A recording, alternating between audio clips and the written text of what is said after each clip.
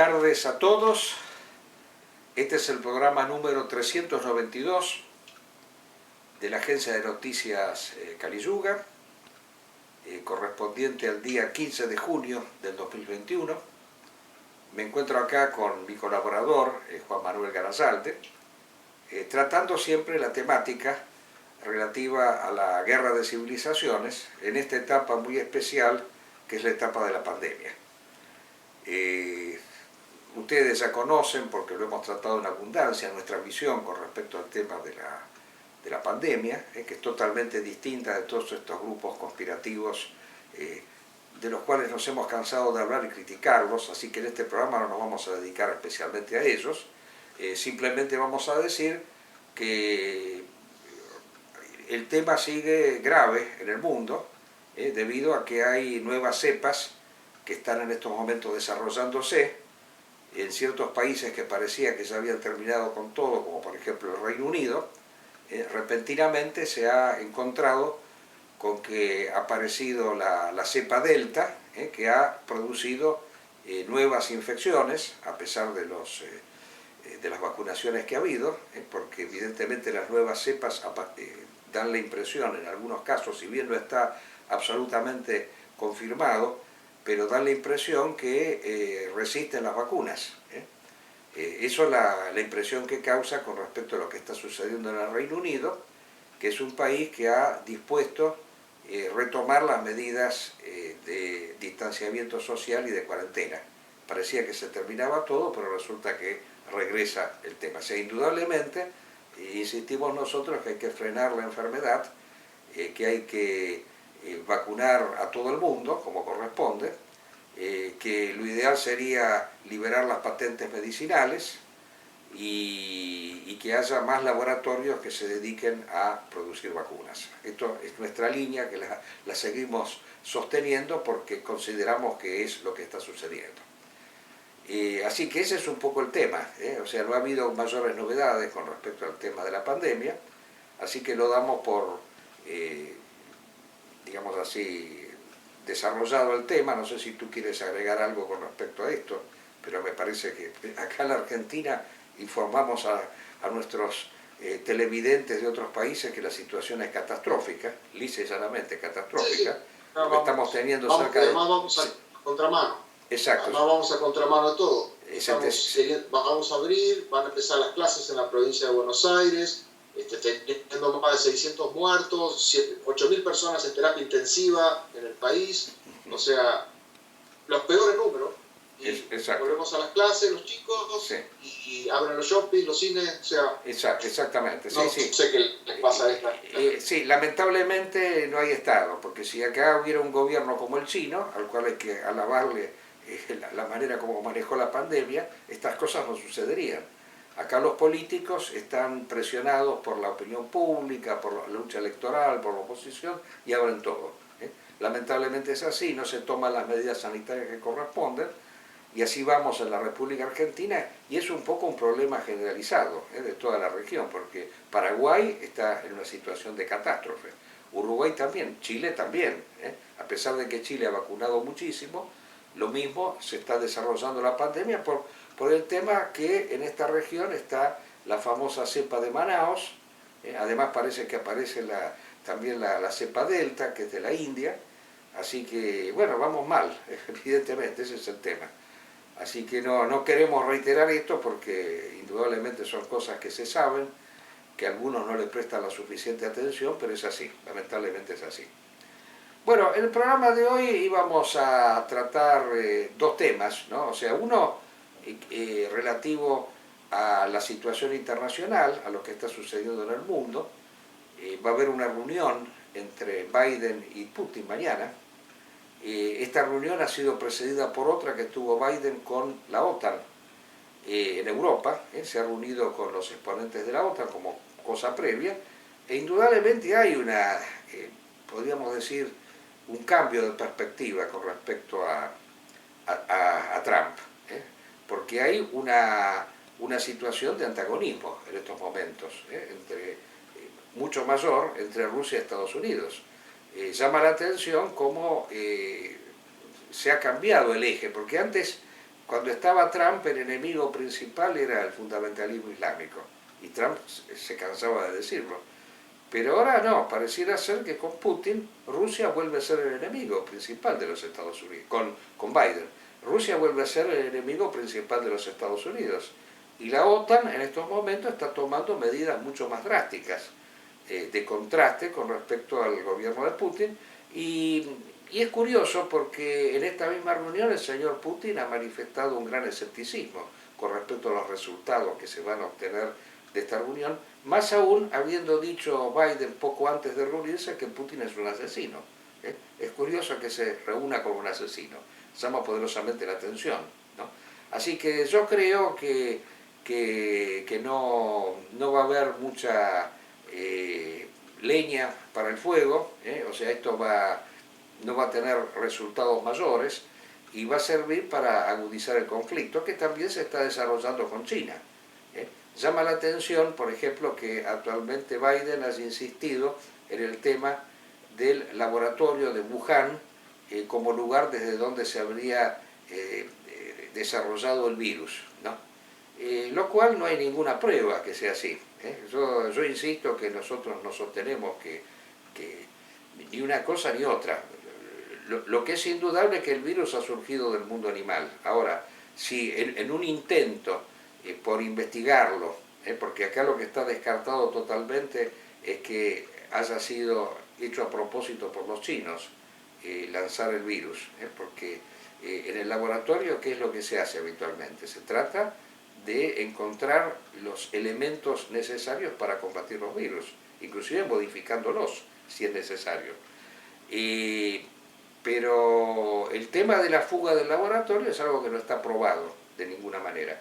Pero aún si hubiera sido así, aún si hubiera sido que el virus salió de un laboratorio, antes de eso tendría que haber habido un virus animal proveniente de los murciélagos o de otro animal que hubiese sido modificado, porque no se puede crear un virus de la nada. El primero que dijo que fue una modificación fue el premio Nobel Luc Montagnier, que fue el que descubrió el virus del SIDA y es el que dijo que este virus del COVID era una mutación del virus del SIDA. Pero después se demostró que no es así, que el genoma es diferente. El genoma del virus del SIDA es muy diferente del genoma del COVID. Así que él se tuvo que desdecir. Por lo tanto, es un tema que consideramos irrelevante en estos momentos y que tiene que ver mucho con la cuestión del conflicto que hay, principalmente comercial, en estos momentos entre Estados Unidos y China. Pero yo insisto que China está dando lecciones de cómo combatir la pandemia, eso es indudable, porque empezó a ser el país número 1 en contagios y ahora está en el lugar número 98. Prácticamente tiene 20 contagios por día, es una cosa así. Así que, y eso porque hay un Estado que controla como corresponde, que hace cumplir la ley, no como este Estado que tenemos acá en la República Argentina que no hace para nada cumplir la ley, que acá todos se ríen, todos se burlan. Están prohibidas las reuniones sociales, pero la gente se reúne lo mismo, como decíamos recién. Indudablemente es así. Así que, bueno, sin evadirnos de la reunión esta, vamos a quedarnos expectantes a ver qué es lo que ha sucedido con respecto a la reunión, y va a ser un tema que trataremos en programas posteriores. Pero yo no me quiero evadir del tema principal de este programa, que es recordar aquí a nuestros queridos televidentes que la publicación El Fortín, que nosotros venimos editando desde hace muchísimos años, en el día de hoy ha publicado el número 100 de su tercera época, ¿no? Y es un hecho importante. Yo quiero hablar, junto con Juan Manuel, que ha sido mi colaborador también, por lo menos en una etapa de esta publicación, de los orígenes de esta publicación, a fin de que nuestros amigos tomen nota. Bueno, el número 1 que mostraremos aquí fue editado en el año 1985, el 2 de abril de 1985. Y esto tuvo una significación. Primero la fecha, el 2 de abril, porque los que creamos esta publicación, que que apareció por primera vez en el Alto Valle de Río Negro, en el momento en el cual nosotros estábamos viviendo allá. Yo expliqué varias veces que yo soy el producto también del exilio, pero el exilio interno del país. En la época del gobierno militar me exilié en la Patagonia, no porque fuera izquierdista, sino porque el gobierno militar persiguió a la derecha también. El gobierno militar persiguió a ciertos marxistas y dejó a otros. Y los que estábamos en la universidad fuimos perseguidos por los marxistas que quedaron allí. Pero es un tema largo que no quiero tratar acá. Habiéndome exiliado en la Patagonia, yo viví con mucha intensidad la Guerra de las Malvinas, porque descubrí que ese fue un acontecimiento transformador, que permitía de alguna manera que esa revolución militar que se había hecho pudiese tener un sentido, un significado, que hubiese sido, además de haber combatido la subversión marxista, porque en ese entonces existía un peligro serio de que la Argentina cayera, se convirtiera en una colonia de Cuba y por extensión de la Unión Soviética, existía el tema de que el país pudiera tener una verdadera autonomía con respecto al otro imperialismo que era el anglo-norteamericano. Entonces el hecho de haber realizado la Guerra de las Malvinas tenía un significado superior, porque era de algún modo la circunstancia por la cual la Argentina se hubiese podido reconciliar con su pasado histórico, que era un pasado anti-británico y por lo tanto antimoderno, y por lo tanto antidemocrático, porque la democracia es el sistema que ha impuesto la modernidad. La democracia es el sistema que nos quiere imponer los Estados Unidos y también Inglaterra por todo el mundo, como un sistema universal obligatorio que todos debemos practicar y que ha demostrado con creces en la República Argentina ser un sistema perverso, de corrupción y nefasto. Bueno, el 2 de abril de 1982 fue una gesta heroica porque fue la gran posibilidad histórica de que la Argentina se pudiese reconciliar con su pasado histórico. Pero fue una derrota lamentable. Fuimos defraudados muchísimos por esta derrota en Puerto Argentino, que los que estábamos en ese entonces dijimos, bueno, en realidad la derrota no fue en Puerto Argentino, fue en Buenos Aires, porque la clase dirigente que teníamos en ese entonces, o sea, los mismos militares que habían resuelto hacer la guerra, se dieron vuelta y se dejaron presionar por el Vaticano y por el mundo moderno en general y se rindieron. La rendición fue en Buenos Aires, como se decía en ese entonces, no fue en Puerto Argentino. Puerto Argentino cayó porque cayó Buenos Aires. Entonces ahí surgió un sector que consideró que no había que rendirse. Yo recuerdo en ese entonces que se había levantado una consigna, yo no me rendí, que éramos los que no nos habíamos rendido. Y en el año 1985, nosotros decidimos lanzarnos a la lucha, aprovechando que en la zona del Alto Valle de Río Negro nos habíamos juntado un grupo de nacionalistas bastante interesantes, algunos pertenecían a la fuerza policial, yo estaba en el ámbito docente, había chacareros, en fin. Era un grupo nutrido y bien dispuesto, por el cual decidimos hacer una batalla en contra del sistema moderno desde las páginas de un periódico que se dedicara a denunciar todas las corrupciones que había traído el sistema, porque la democracia era el sistema de la burguesía, y para la burguesía el eje principal de toda su actividad es el dinero y la economía.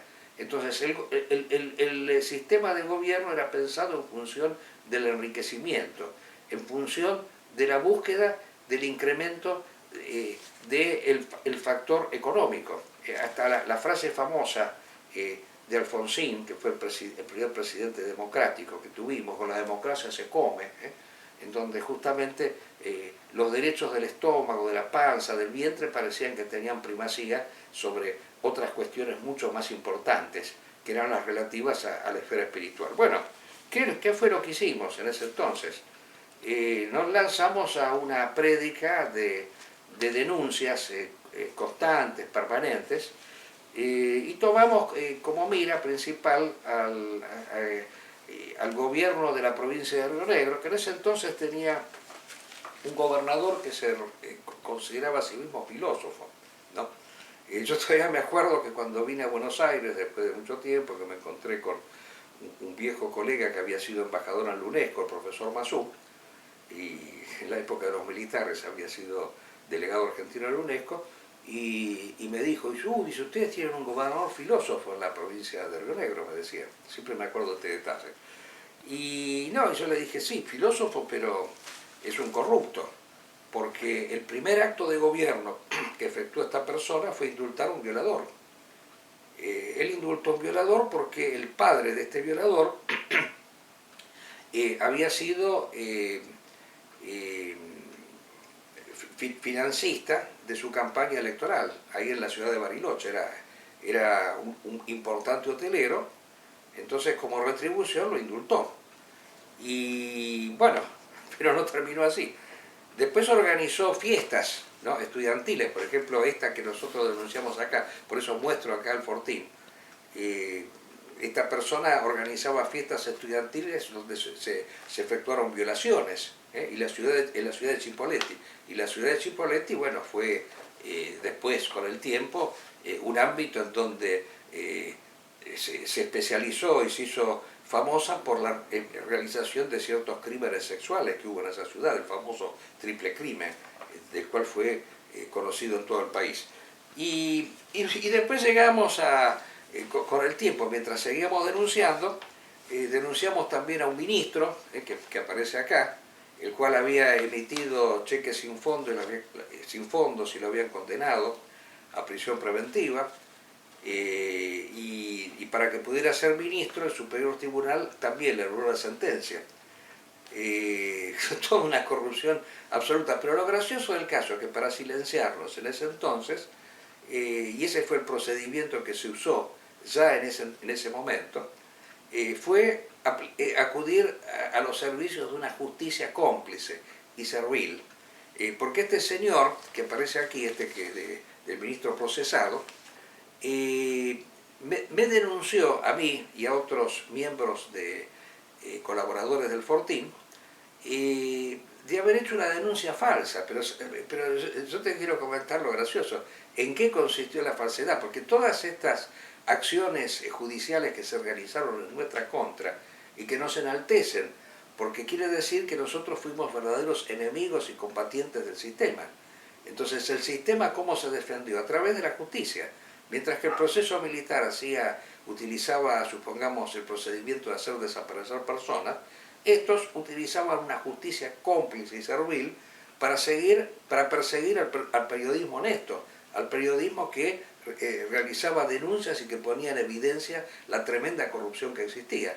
Este señor me denunció por calumnias, porque en el Fortín pusimos que fue condenado por emitir varios cheques, y él dijo no, que fue un solo cheque el que había emitido, ¿no? Cosa ridícula totalmente, porque pueden haber sido 100 cheques por 10 pesos cada uno y un solo cheque por 1 millón, o sea que acá no importaba la cantidad de cheques, sino la cantidad de dinero que en última instancia con la cual este hombre había estafado. Bueno, 3 años nos mantuvieron en suspenso con este juicio, lo cual le permitió a esta persona poder progresar políticamente, y todo se terminó en una famosa absolución de posiciones que se efectuó con nuestro abogado, en donde, claro, lógicamente, cuando nosotros, porque teníamos buena información, pusimos en evidencia que este señor además tenía una investigación por una quiebra fraudulenta, entonces ahí se terminó todo, porque él no quiso avanzar. Así fue la cosa. Estas causas se terminan cuando la parte que denuncia pierde iniciativa. Entonces, claro, lógicamente no le convenía avanzar con esto. Bueno, así fue como nosotros nos cansamos de hacer denuncias, hasta que llegamos a sacar 14 números, 15 números sacamos en la primera época, hasta el año 1986, tuvimos 2 años. Y luego, bueno, ¿qué pasó? Después, yo hago este relato, tú también puedes intervenir, todavía no estabas en esa época, pero puedes a lo mejor preguntar. En el año posterior, en el 87, nosotros abrimos de alguna manera una expectativa con respecto a las revoluciones militares que hubo del movimiento Cara Pintada. El movimiento Cara Pintada estaba representado por aquellos militares que se decían nacionalistas y que habían participado en la guerra de las Malvinas y que se querían reivindicar en la medida en que, o sea, si no se autocriticaban se arrepentían de haberse rendido de esa forma. Y efectuaron una serie de movimientos militares que, bueno, el tema fue que estos movimientos también se rindieron todos, a pesar de que uno de ellos, el del señor Zeneldin, en algún momento llegó a prácticamente a tener a su disposición el poder, en el año 88, ¿no? Porque fueron varias rebeliones carapintadas. Y en el 88 ya el gobierno de Alfonsín estaba que se caía prácticamente en ruinas, porque ya estaba arreciando la hiperinflación, el famoso Plan Austral, o sea, toda la economía que destruyeron estas personas es interminable. O sea, este es un país próspero que ha sido destruido por políticos corruptos, y yo quiero incluir no solo a los políticos democráticos, sino incluso al gobierno militar anterior, que aplicó las políticas económicas liberales de Martínez de Oz, de la famosa tablita. O sea, el problema principal de la Argentina es el sometimiento al dólar. Lo hemos dicho hasta el cansancio. Hasta que este país no se libere de esta moneda extranjera que es el dólar, que lo sujeta, que lo controla y que ha generado en la gente una psicosis de que el peso no vale nada y el dólar vale mucho, entonces van todos corriendo a comprarlos y de esa manera producen inflación. Bueno, hasta que no nos liberemos de eso va a ser imposible que este país se levante, imposible totalmente. Y eso fue una constante de todos los gobiernos, sean militares como civiles. Bueno, la cuestión es la siguiente. Fuimos defraudados por este movimiento militar porque demostró que en última instancia se quería integrar al sistema político. El señor Aldo Rico, que fue el primero que se sublevó, creó un partido político para participar en las elecciones. Aprovechó la revuelta que le dio prestigio, se hizo conocido, así de esa manera, con la revuelta, y creó un partido político para presentarse a elecciones. Y el otro, Zeneldin, creó, o sea, apoyó a Menem, Así que fue un tipo sometido, subordinado a la Iglesia Católica, a la Iglesia Güelfa, y bueno, esa fue la conclusión de todo esto. Entonces, ¿qué sucedió? En el año 91, sacamos la segunda, aparece el Fortín en su segunda época, cuando nosotros pensamos, bueno, ya se terminó todo, la expectativa de una revolución nacional desapareció. Entonces, ¿qué nos queda? Y bueno, creemos una fuerza política para desde el Parlamento, en la medida que logremos meter a algún diputado, hacer lo mismo que hacíamos desde el Fortín. Y acá el tema de denuncia principal fue la cuestión del separatismo en la Patagonia. Estábamos todavía en la Patagonia en ese entonces. Y ahí denunciamos, acá vemos el primer número de la segunda época, cómo en las provincias patagónicas, acá en este número aparece este gobernador Masachesi, que era el gobernador radical, que siguió al otro delincuente que murió, ¿no? El emir Masachesi, porque este señor había dicho que si nos independizábamos de la Argentina, con la cantidad de petróleo que teníamos, todos los recursos que había en la Patagonia, siendo tan pocos habitantes, íbamos a ser el país con el mayor Producto Bruto per cápita del planeta. Entonces se promovía lisa y llanamente el separatismo, y esto no solo lo hacía Río Negro, sino que lo hacía también Neuquén, la otra provincia. Bueno, la cuestión, mira, es muy largo todo esto, yo no sé si contarlo todo porque me parece que se nos va a ir el programa. La cuestión es que, bueno, hicimos una denuncia descomunal, ¿no? Que nos produjo, bueno, mayores odios y mayores persecuciones del sistema. No llegamos para nada a constituir el partido político porque lamentablemente muchos de los que me acompañaron en ese entonces se dejaron tentar por el señor Rico y este famoso movimiento Modín, que se presentó a elecciones, tuvo un cierto éxito electoral, pero el señor Rico usó este movimiento para hacer plata, para enriquecerse, porque se dejó sobornar después por Duhalde, vendiéndole los convencionales para cambiar la Constitución y que lo pudieran reelegir gobernador, y embolsó una suma de dinero por eso. Así que todo fue para eso, porque la política es dinero acá. Esto es cleptocracia, lo que tenemos actualmente. Bueno, sirvió simplemente... Terminó siendo, sí. Y terminó siendo parte del Partido Justicialista, porque el intendente de ¿no es? San Miguel, durante años, ¿se acuerdan? Sí, sí, sí. Fue funcional a toda la política del Partido Justicialista. Y se afilió al peronismo, y en algún momento llegó también a apoyarlo a Kirchner también, que Kirchner ni siquiera lo quiso porque lo quemaba directamente.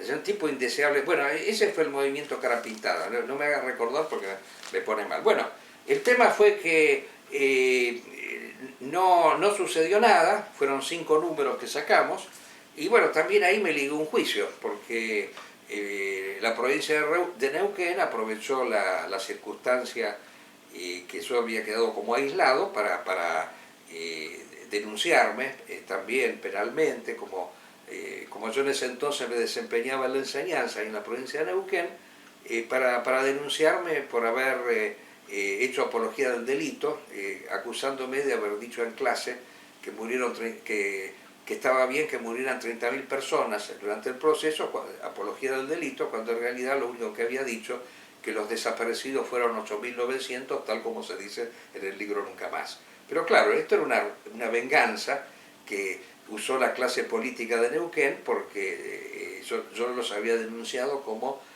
secesionistas, por querer quedarse con el petróleo, que de hecho se quedaron con el petróleo, eso es lo interesante, ¿no? Porque ellos querían provincializar los recursos naturales de Neuquén, o sea, Neuquén, Río Negro, Santa Cruz, Chubut, tienen la mayor cantidad de petróleo de la Argentina, y son 4 gatos, o sea, en total no llegan a ser 1 millón de personas, en total, si sumamos todas estas provincias. Pero lo que pasa, entonces, lógicamente, ellos querían para sí las regalías del petróleo, que tendrían que ser para toda la nación. Pero en realidad esas regalías no las utilizaba la nación, los habitantes de esa provincia, sino las clases políticas. Por eso el señor Kirchner se enriqueció con 500 millones de dólares que embolsó para sí.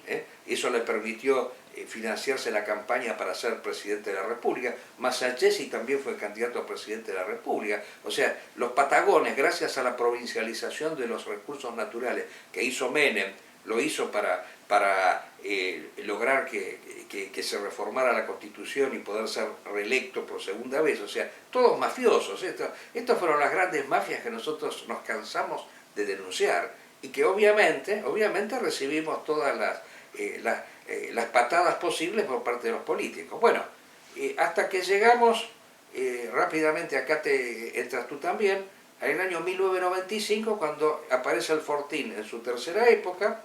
Este es el primer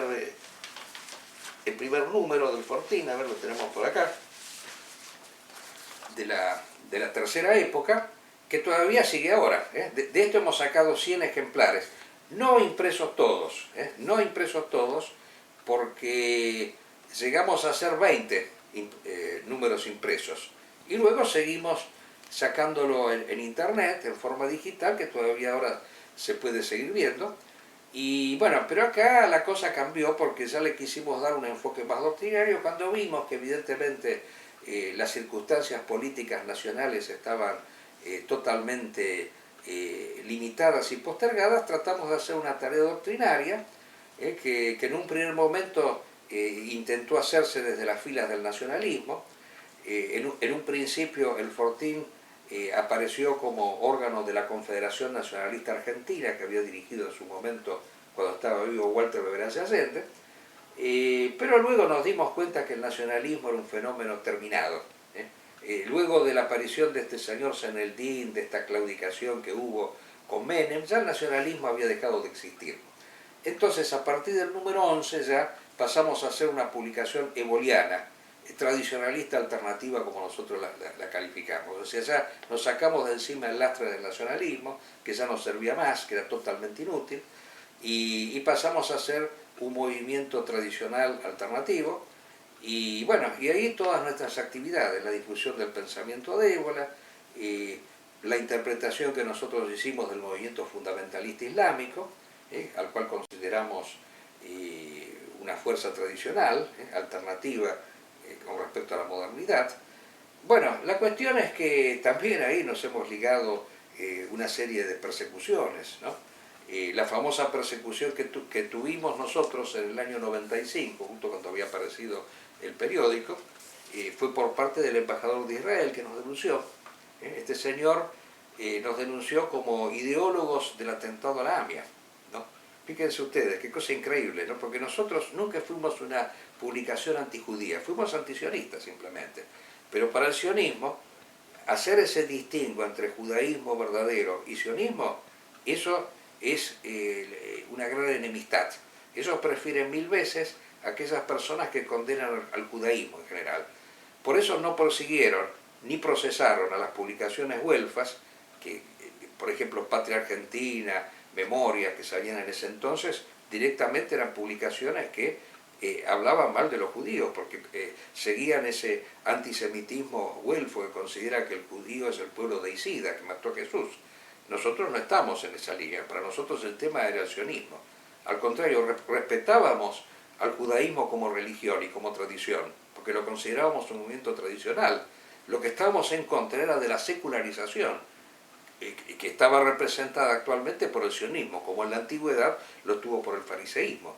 Así que, bueno, el tema fue que a raíz de la denuncia que nos hizo el embajador de Israel en su momento, nosotros fuimos procesados, fíjense, pero de una manera absurda y ridícula, porque se nombró como peritos para investigarnos a 3 integrantes de la cátedra Che Guevara, es decir, un asesino. O sea que personas que reivindicaban a un asesino, porque Che Guevara fue un asesino, y eso está documentado, y además un mercenario, porque estaba al servicio de la Unión Soviética, además esas personas que reivindicaban a un asesino me tenían que juzgar a mí con respecto a la comisión de un delito, que era el delito de discriminación.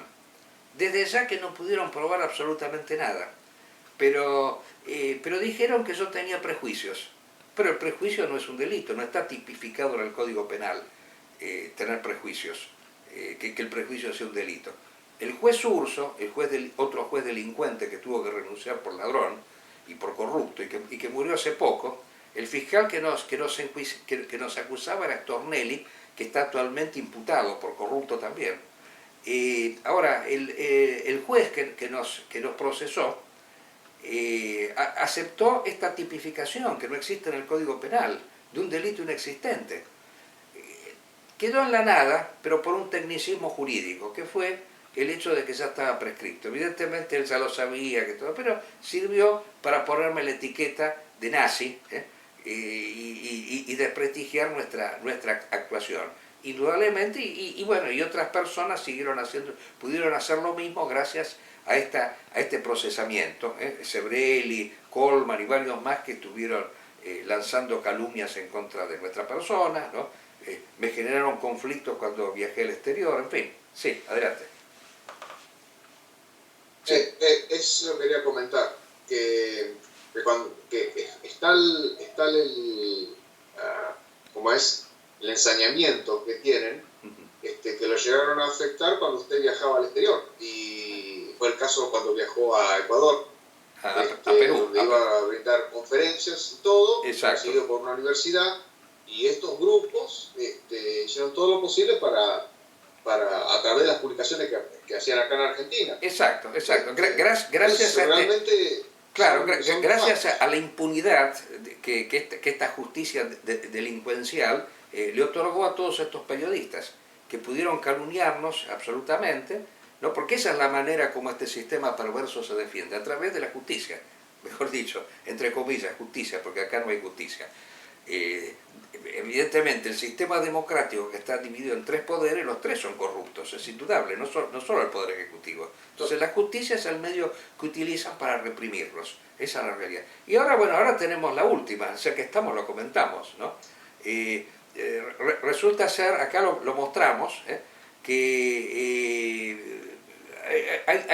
han creado toda una parodia, ¿no?, de terrorismo islámico en la Argentina, ¿no? Y resulta ser que han hecho un allanamiento a una persona que la acusan de terrorismo, pero hasta ahora no hay absolutamente nada, porque los grupos fundamentales, el ISIS por ejemplo, porque se dice que hay una célula del ISIS, los grupos fundamentalistas han atentado en aquellos países que participaron en las guerras de invasión.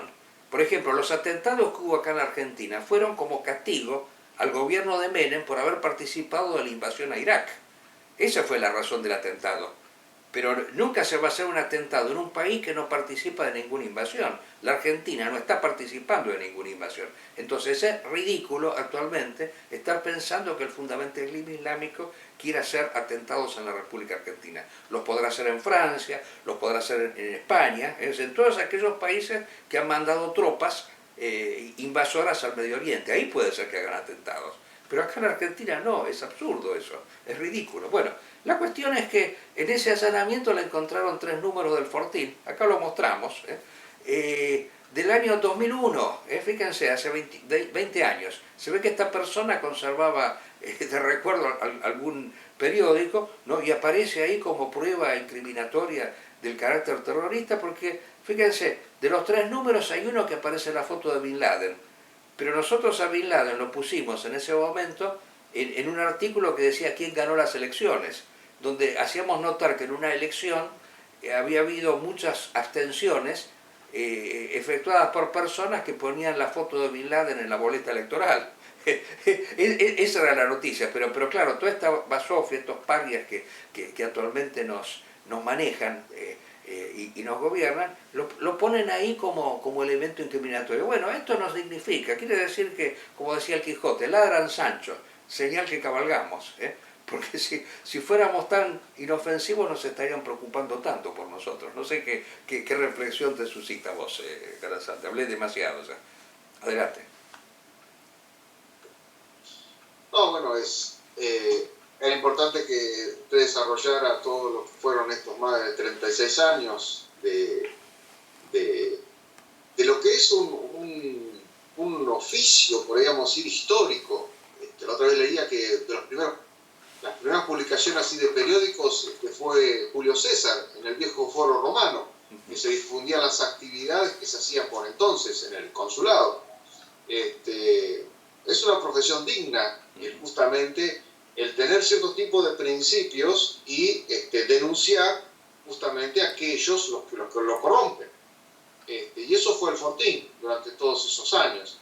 Qué distinto es el periodismo actual, donde son holdings que compiten entre sí para imponer determinadas noticias, contrarrestarlas con otras, y es una confrontación que a su vez apoyan determinados partidos políticos y hasta líneas internacionales. Hoy los presidentes asumen siendo más favorable al Likud o más favorable al Partido Progre de Israel, o a Biden, o sea, así estamos como en dos mundos y los medios de comunicación participan de eso. Exacto, o sea, y además que todas las denuncias se hacen... Es una placa. Exacto, se hace actualmente con una finalidad política de llegar a conseguir cargos dentro del poder. O sea, a favor de uno y en contra de otro, porque esto lo vemos actualmente con el tema de la pandemia. Nosotros, por ejemplo, ni hablamos hoy del tema de esta idiotez que dijo el presidente Fernández, porque para nosotros es irrelevante eso. Fernández dijo esa estupidez ahí de que los argentinos vinieron del barco, se equivocó, ¿no? Porque él tendría que haber dicho, los peruanos descendieron de los incas, los mexicanos de los aztecas y nosotros descendimos del barco, porque bueno, evidentemente el argentino no tuvo una población aborigen civilizada como la tuvieron estos pueblos. Los indios acá eran altamente salvajes, entonces acá toda la civilización que tuvimos vino de Europa, eso es real. Bueno, en fin, ni lo quisimos tratar ese tema, porque para nosotros es irrelevante. Acá el problema principal de la Argentina es la lucha contra la pandemia, hay que unir fuerzas actualmente, no hay que ponerse ahí a discutir y a pelear por idioteces. El problema principal es ese, cómo vencemos actualmente este flagelo, que es mucho más importante que todo lo demás. insistimos, pero claro, como acá se hace especulación política, se está esperando que el otro se equivoque para tratar de ponerlo en evidencia, así desprestigiarlo y que pierda rating electoral, ¿no? Ese es el tema, ese es el tema principal. En fin, 100 números, ¿no? Como diría el poeta, ¿no? 100 números y, bueno, esperemos que haya otros 100, ¿no? Porque el número 100 es un número realmente redondo y que indica una cierta consumación, ¿no? No es fácil llegar a los 100 números. Y no es fácil haber estado 36 años siempre con la misma línea y sin cesar y sin claudicar. Y aparte de haberlo hecho por una vocación, porque acá no hubo dinero, no hubo nada, absolutamente. Fue simplemente un deseo de servir a la patria, exclusivamente. Y de servir a la idea, a los principios. O sea, a diferencia de la burguesía, cuya meta son los intereses, la satisfacción de intereses, nosotros satisfacemos principios. Para nosotros los principios son la cosa principal, o sea, fuera de eso no hay otra cosa. Es lo único que nos importa. Y vamos a seguir por otros 100 números más. Yo quizás no esté